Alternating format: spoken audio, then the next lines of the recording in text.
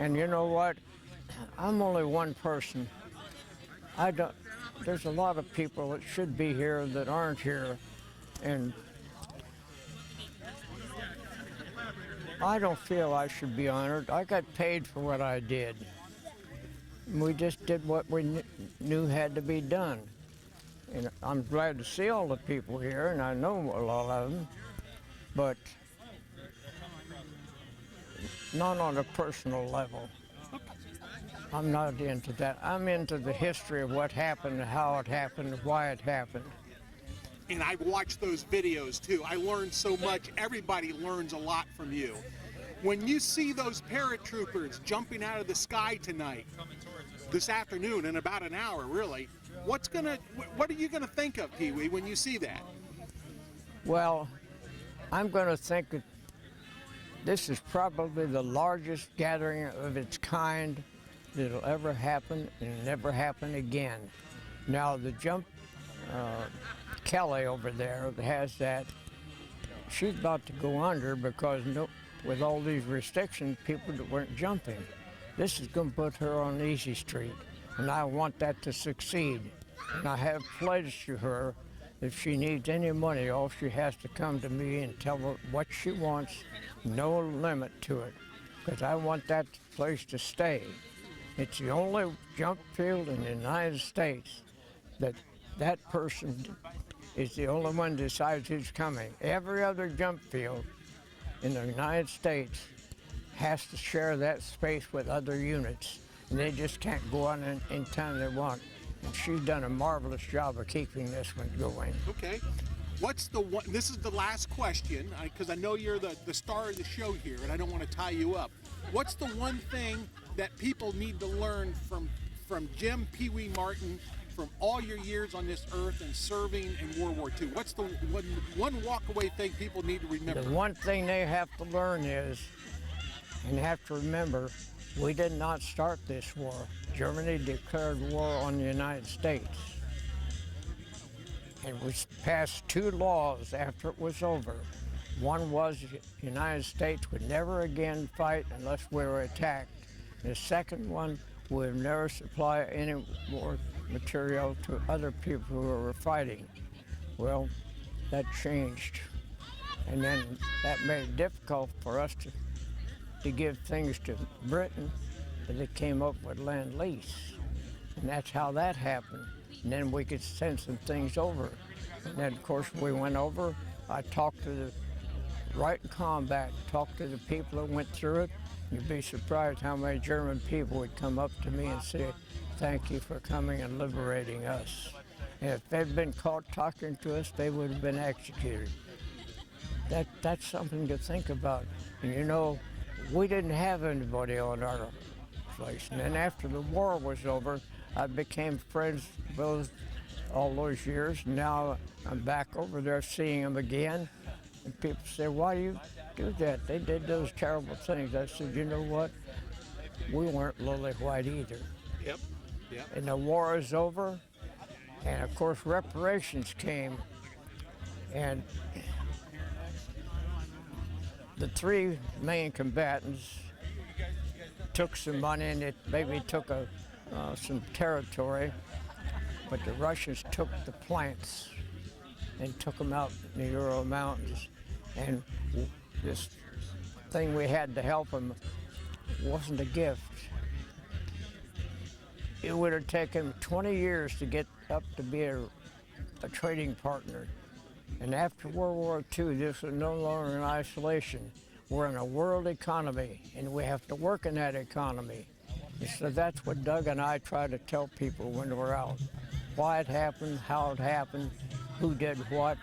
And I don't pull any punches on telling the people that did things wrong. I don't care if he's a general or who he is. And all those generals now are friends of mine again. They say, "How can they be friends with you, a PFC?" And I said, "Go ask them."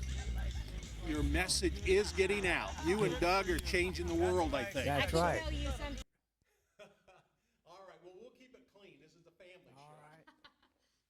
And tell me a little bit about you've got a big event coming up here. Tell me what's going to happen here in just a couple of weeks. Well, I really don't know because I haven't been in on. All I know is that there's going to be a mass parachute jump with a lot of guys coming up from Florida and from all over the United States that want to jump with this group.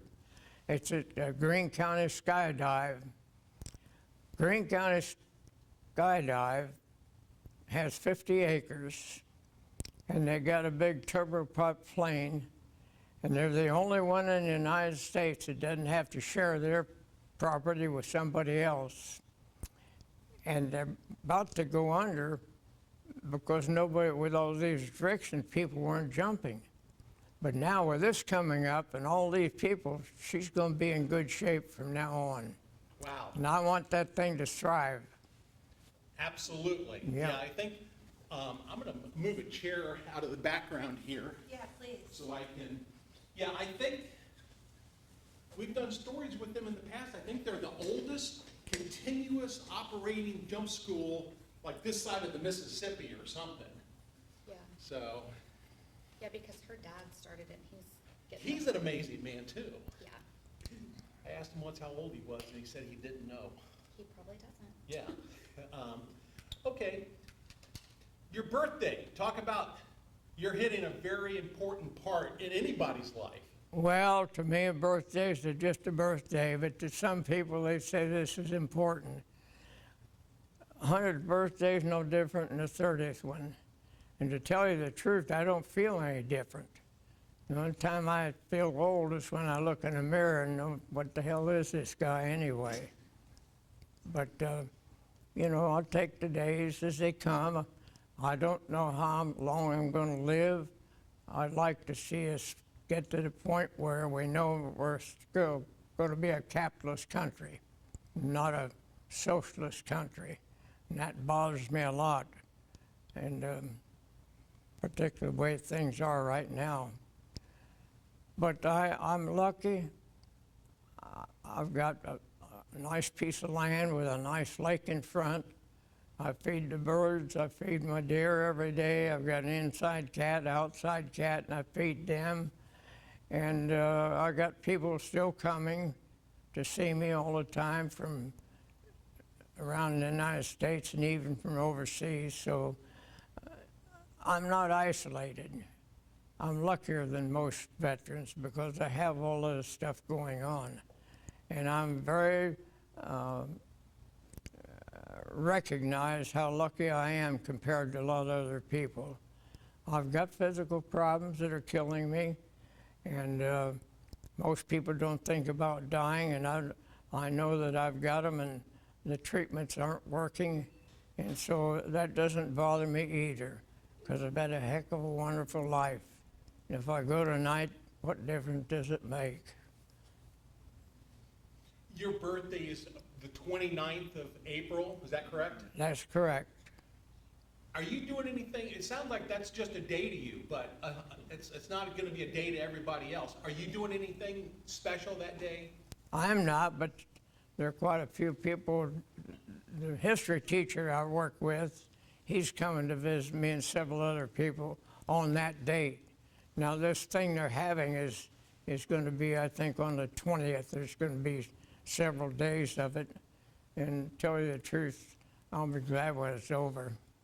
And they want me to jump again. I said, no, I'm through jumping. You're a hero. Do you agree with that? What? You're a hero. No, no. Let me tell you something about him. Not only me, but everybody in my unit, we were the first ones in. When you volunteer for something and you're trained for it and you get paid for it, you can't be calling yourself a hero. And that goes for policemen and firemen. They're very important. They're as important today as we were at that time. Now, a hero, just last week, a car went in a pond, and some businessman jumped in that pond up to his neck with his suit on and dragged some people out. Now that's a hero. He wasn't paid. He's not going to get anything out of it, and those are heroes. What's your secret to life, to living to be 100 years old and just having... Just to live. And don't worry about things you can't change. And I never did worry about things that couldn't change. And the people said years ago, used to say to me when I was talking out pretty loud about things, aren't you afraid of getting ulcers? And I said, no, I don't get ulcers, I give them. And so that's my philosophy. And there's one thing you have to understand. This thing now that's going on, it says because I've lived 75 years in this township, I'm supposed to have lived longer than anybody else in the township. But I have to remind myself, that doesn't mean I did anything. I just lived here longer. And if people try to make you a hero and try to say all those nice things about you, if you start taking that too seriously, then you got a problem. You got to remember, I'm no different than anybody else. I just look at life differently. And also, I'm not pessimistic, I'm optimistic. No matter what happens, there's a good side to things. And good people have bad things happen too. And that's the way it is. And that's just the way I do it. I don't do anything special. I don't do anything in exercise or eating, or that's another thing. No tobacco, no alcohol, and moderation in eating. And that, look at me today. I don't look any different than I did when I was 30 years old. And I still get up, I still drive. I just renewed my license. I'm good for 2024. Didn't have any trouble at all. And I just don't worry about things. You've got more hair than I do, and I'm a little bit younger than you even. Talk about the, I'm just going to ask you, you've been vaccinated. Oh, sure. That's something everybody needs to do, I'm assuming. Well, absolutely. You're foolish if you don't. And I don't understand these people. There's no vaccine stuff. They're crazy. I've had both my shots. I didn't have it before, and then, of course, now the shots, I'm probably not going to get it. And I still have people come. And not too long ago, I had 150 motorcycle people come. Not gangs, people in their 40s, 50s, and 60s with motorcycles that cost $40,000 apiece. And I mingled with them all day long, and the women wanted to hug me and take shots, pictures and stuff, and everybody had a fit. And I said, let me tell you something, I'll determine who comes and who doesn't.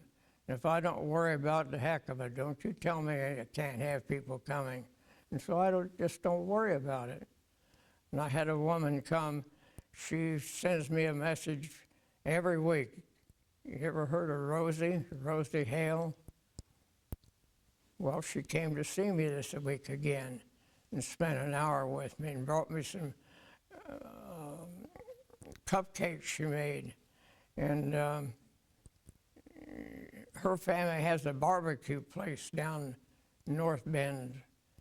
And she was part of that. Now she's out and she just travels all over the country and every place and sends me a card every week. And those are things I understand. And people say to me about going to Europe and seeing all the cathedrals and all the monuments. And I said, you know, I'm not impressed with that. What I am interested in is the people. And I still talk with those people, and they still send messages to me. And one guy's an SS guy. He's Hitler's youth group, and he grew up with that. And they fought against us, and people say, how can we be friends with him now? And I said, well, the war's over. And then we were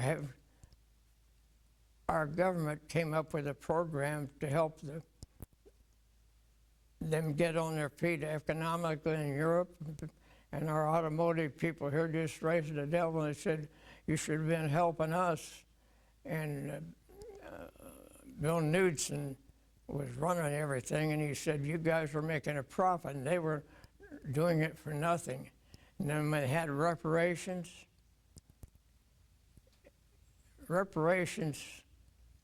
they'd take some land or they'd take some money or something, but the Russians didn't do that. They took the factories, all the factories, and those people had nothing, and that's why we went over. And that wasn't welfare, because if we didn't do that, it would take them 20 years to get back running, and we needed them because this is a global economy now, and we need them for trading partners. And I know all those people over there, and I talk to them all the time. And Doug and I have been back over 6 times over there, all over Europe, and that's what I enjoy. And I know all the big shots, all the generals and everybody. And people say, how can you talk to them like that? I said, hell, they're just like we are. They put their pants on in the morning just like I do. I said, they're no different. And I said, I'll tell you something else. You watch some of these people on television. These people think they're big shots. As long as they got a teleprompter, they're wonderful. But you get a reporter comes out and catches them where they're away from the teleprompter, and they can hardly talk. And the president we got now, he stumbles all over the place trying to talk. And I said, those people don't make it any different than I do. They just have a position better than mine, but I still get my say. Absolutely. And everybody should be watching and see what's going on, but people don't do it. And that's why these governments get in that way, because nobody pays any attention to what they're doing. So. Okay. I've got just a couple more questions, and then I think we're going to talk to your granddaughter a little bit. But the weekend coming up, when you look up to the sky and see all of those parachuters reenacting what you did decades ago, what's going to go through your mind when you see that? In your honor. Well, I think it's wonderful. We live in a free country where people can do all of that. Every country doesn't let people do those kind of things. And they do that of their own volition, pay their own way. I think that's pretty good. And that's what I think. And do I wish I could go up and do it again? No, I don't. They want me to, but I said I made my last one down there in Florida and made another one over here, and that's the end of it. So that's just the way it is. And, you know, the thing I do miss is physically I'm not what I was. I don't have the muscle mass anymore, and I can't do the heavy construction. And I look at my place and see things that should be done, and they're not getting done. And that bothered me for a long time. Then I thought, well, the hell with it. When I'm gone, somebody else can take care of it. But I have a nice place to live and look out and the birds and everything all the time. I'm very fortunate. And I'm very satisfied. The thing that bothers me most is my wife is dead. And that changes your life in ways you just can't understand until you go through it. And that's why I keep telling these people things that I should have done. And they say, well, you're making yourself terrible. And I said, I should be terrible. There's things I could have done to make life easier. Nothing big, but small daily stuff. And I want you people to still have a spouse to not do what I did. You got a spouse, especially women. That's another thing that's a sore point. And some men get pretty mad about it. I said, when a woman marries, in most cases, she gives up her life to make you look good. And you don't seem to appreciate that. And some of the men get pretty upset, but it's the truth. You know, yeah, there are women that go up and they do it because they're smart. But then some of them that get up there don't look back and help the others that they should. But that's all part of life. And I just accept that. And I don't go out for meals. I don't like restaurants. You know, you take the people, a lot of them I run with, they like to sit around. There's a restaurant near the Eiffel Tower that we go to. The cheapest meal on there was $30, and they'd give me enough stuff to feed a canary. But they go there and sit and drink and eat for 3 hours. I don't do that. I go to Taco Bell. There's nothing wrong with fast food. The only thing that's wrong with fast food is people go in and you see a guy go in and he buys 5 tacos and sits down and eats 5 of them. That's his problem. And look at the gut on some of these people. When they get older, they pay for that. And the drinking and the smoking and all that. They think they're having a good time, but they're going to pay for it. No, I didn't do that. And then, of course, a lot of people had their parties and everything, and I didn't. I bought tools because we're building a house. Yep. And we built that house, and it took 10 years. And when it was done, it was paid for. We paid for it as we went. And we never went in debt. And my wife stayed home, and she did the farming. And then the weekends I did. And I worked 60, 70 hours a week, and that's how come we could finish that house in 10 years. And it's still my house.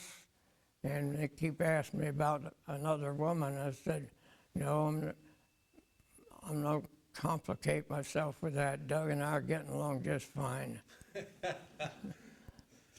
Well, I think is there anything I should have asked Jim that we did not? I've got a few questions I'll ask you. Yeah, I don't think so. What did I not ask you I should have asked you? What? Is there anything I should have asked you that I didn't ask you? Anything that Jim says? I know you've had thousands of cameras pointed at you.